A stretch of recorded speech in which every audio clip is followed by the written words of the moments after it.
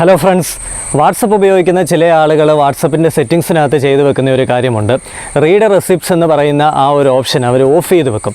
അങ്ങനെ ഓഫ് ചെയ്ത് വെക്കുന്നതിൻ്റെ കാരണം എന്ന് പറയുന്നത് മറ്റുള്ള ആൾക്കാർ വാട്സപ്പിൽ അയക്കുന്ന മെസ്സേജസ് അവർക്ക് റീഡ് ചെയ്യുകയും വേണം.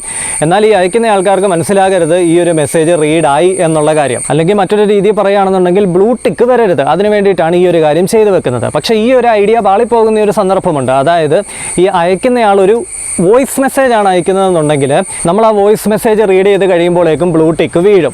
അത് നമ്മൾ റീഡ് റെസിപ്റ്റ്സ് എന്ന് പറഞ്ഞ ഓപ്ഷൻ ഓഫ് ആക്കി ഇട്ട് കഴിഞ്ഞാലും വോയിസ് മെസ്സേജ് അയക്കുന്നത് റീഡ് ചെയ്ത് കഴിഞ്ഞാൽ ആ ഒരു ബ്ലൂ ടിക്ക് വീഴും. അപ്പോൾ അയക്കുന്നയാളിന് മനസ്സിലാകും ഇതിന് മുൻപ് അയച്ചിട്ടുള്ള എല്ലാ മെസ്സേജുകളും ഈ ഒരു വ്യക്തി റീഡ് ചെയ്യുന്നുണ്ട് എന്നുള്ള കാര്യം. അപ്പോൾ ആ ഒരു വോയിസ് മെസ്സേജിനും കൂടെ ബ്ലൂ ടിക്ക് വീഴാത്ത രീതിയിൽ എങ്ങനെ സെറ്റിങ്സ് കൊണ്ടുവരാനായിട്ട് പറ്റും.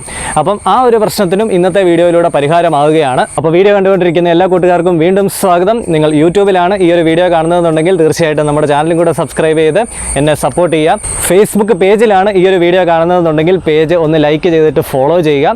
അതുപോലെ തന്നെ വീണ്ടും ഇതുപോലെയുള്ള ഉപകാരപ്രദമായിട്ടുള്ള വീഡിയോസ് ഇടുമ്പോൾ നോട്ടിഫിക്കേഷൻസ് ലഭിക്കാനായിട്ട് തൊട്ടടുത്ത് കാണുന്ന ബെൽ ഐക്കണും കൂടെ എനേബിൾ ചെയ്ത് വെക്കുക. അപ്പോൾ നമുക്ക് വീഡിയോ കാണാം.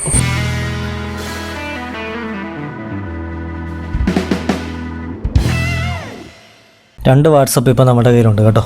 അപ്പോൾ ഒരു വാട്സപ്പ് ഞാൻ ഓപ്പൺ ചെയ്തിട്ട് ഇതിനകത്ത് സെറ്റിങ്സിനകത്ത് വന്ന് പ്രൈവസിക്കകത്ത് വന്നതിന് ശേഷം നമ്മളുടെ റീഡ് റെസിപ്റ്റ് എന്നുള്ളത് അവിടെ അങ്ങ് ഓഫ് ചെയ്തിടുകയാണ് ചെയ്യുന്നത്. അപ്പോൾ ഇങ്ങനെ ചെയ്തിട്ട് കഴിഞ്ഞാലുള്ള ഗുണം എന്ന് പറയുന്നത് മറ്റൊരാൾ നമുക്ക് വാട്സപ്പിൽ നിന്ന് മെസ്സേജ് അയക്കുമ്പോഴേക്കും ഇപ്പോൾ ഹലോ, ഹായ്, അപ്പോൾ ഇങ്ങനെ മെസ്സേജ് അയക്കുമ്പോഴത്തേക്കിന് നമുക്ക് മെസ്സേജ് കിട്ടും.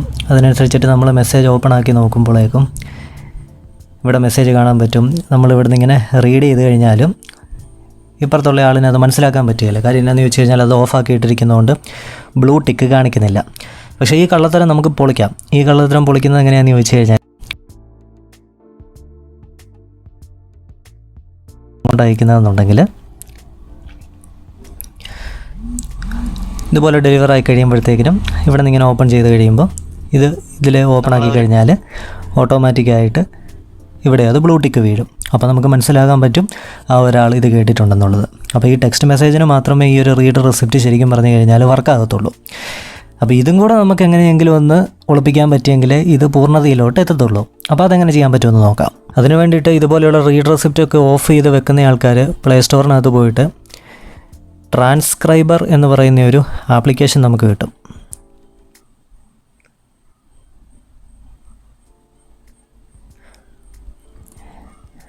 ട്രാൻസ്ക്രൈബർ ഫോർ വാട്സപ്പ് എന്നാണ് അതിൻ്റെ പേര്. അത് ഇൻസ്റ്റാൾ ചെയ്യാം. ഇപ്പോൾ ഇൻസ്റ്റാളായിട്ട് വന്നിട്ടുണ്ട്. ഇനി നമുക്കൊന്ന് ടെസ്റ്റ് ചെയ്ത് നോക്കാം. ഈ ഒരു വാട്സപ്പിൽ നിന്ന് ഞാനൊരു വോയിസ് മെസ്സേജ് അയക്കുകയാണ് അങ്ങോട്ട്.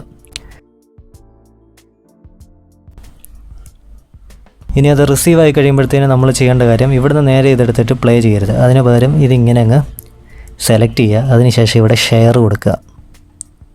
അപ്പോൾ നമ്മൾ ഇൻസ്റ്റാൾ ചെയ്തിരിക്കുന്ന ആപ്ലിക്കേഷൻ അവിടെ കാണിക്കും. ആ ഒരു ആപ്ലിക്കേഷൻ സെലക്ട് ചെയ്യുക. അപ്പോൾ ആദ്യമായിട്ട് ആ ഒരു ആപ്ലിക്കേഷൻ വർക്ക് ചെയ്യുന്നതുകൊണ്ട് അവിടെ പെർമിഷൻസൊക്കെ ചോദിക്കുന്നുണ്ട്.